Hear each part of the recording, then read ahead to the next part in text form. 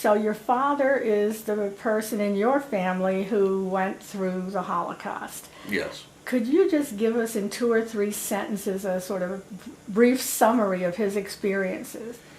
Well, let's see, in 2 or 3 sentences. His experience was that, first of all, when the Nazis invaded, he was about 10 or 11 years old. He was forced out of school. He was put into the Tarnow ghetto.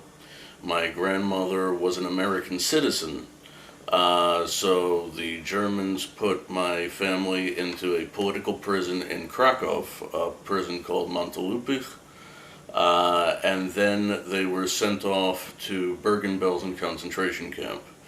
My father was liberated on April 13th, 1945 by the U.S. 9th Army, 30th Infantry Division, on a train that was headed from Bergen-Belsen.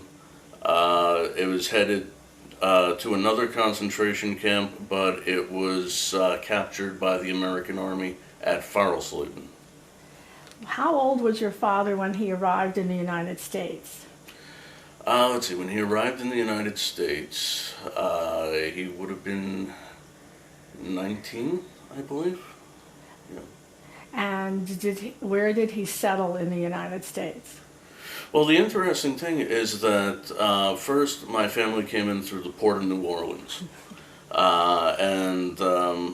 My father and my grandfather stayed in New Orleans while my grandmother and my aunt went up to New York because my father's aunt lived in New York.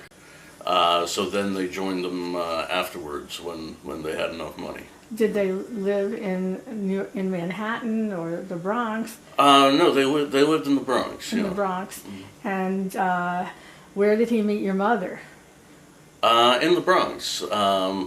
Actually, it's ironic. My aunt, I believe, lived in the same building as my mother and her parents. After she got married to my uncle Fred, and they were introduced. My aunt and my mother's mother used to do laundry, if I'm not mistaken, around the same time, so they got to talking, and and that's how things Sort happened. of made a match. Yeah. Now, this was your father's sister who also went through the war Yes. with him, and could you tell us her name? Her name is Roslyn Ruiff.